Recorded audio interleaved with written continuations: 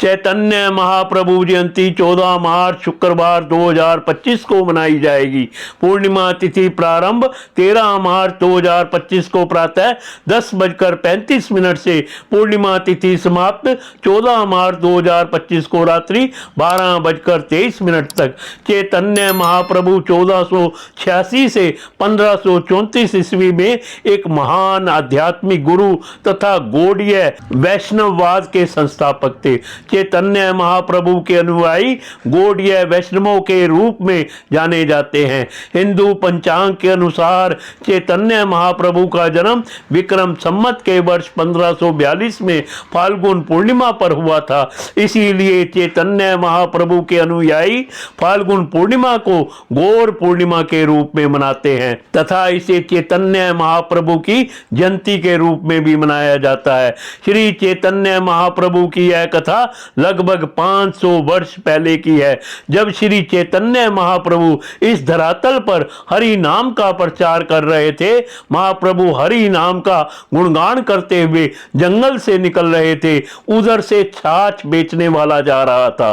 छाछ वाले ने सोचा, मुझे एक छाछ पीने वाला मिल गया, यह मुझसे अवश्य छाछ खरीदेगा। वो मन ही मन बहुत खुश हुआ।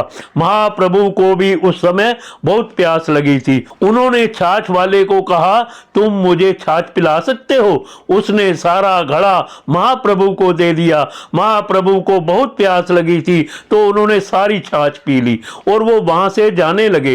तब छाछ वाले ने उन्हें रोका और पैसे मांगने लगा। उसने कहा, आपने मेरे से छाछ पी है तो इसके बदले में आपको कुछ तो देना होगा। महाप्रभु कहने लगे, मैं एक योगी हूं, मेरे पास देने को कुछ नहीं है।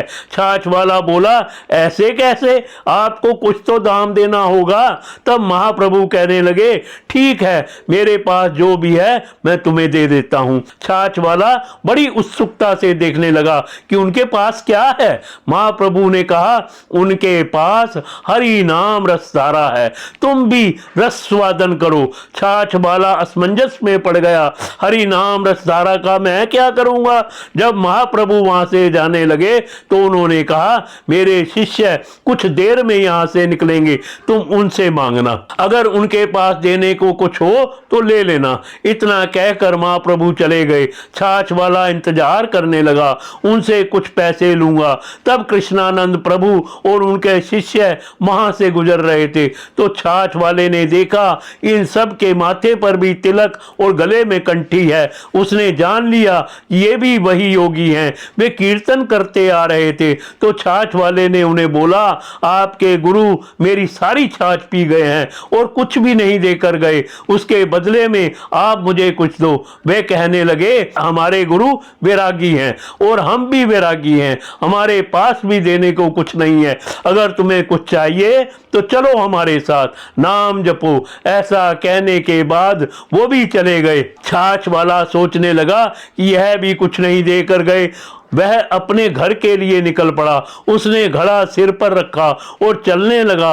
एकदम उसको एहसास होने लगा कि घड़ा भारी होता जा रहा है। चलते चलते वह सोचने लगा, चलो उन्होंने मुझे कुछ तो दिया, भले पैसा नहीं दिया लेकिन कुछ तो दिया। आज मैंने साधु सेवा की और मुझे जो मिला मैं उसे वैसे ही बांटता जाऊंगा। तो उसने चलते चलते हरि बोल जपना शुरू कर दिया और अपने घर की तरफ चलने लगा। चलते चलते घड़ा इतना भारी होने लगा कि वह एक पग भी आगे ना चल सका। बहुत कोशिश के बाद भी वह ना चल सका। वह रुका, घड़ा जमीन पर रखा और ढक्कन खोलकर देखा तो वह पूरा सोने और चांदी से भरा हुआ था। मजे की बात यह है कि उसने यह नहीं देखा कि उसके पास इतना कुछ है। वह सोचने लगा कि साधु ने इस घड़े को ही हाथ लगाया और इस घड़े की कीमत इतनी बढ़ गई। अगर वह साधु मुझे छू देगा तो क्या होगा, यानी मेरी कीमत कितनी बढ़ जाएगी और मेरा जीवन धन्य हो जाएगा। उसने एकदम से वह घड़ा नीचे फेंका और महाप्रभु के पीछे भागने लगा।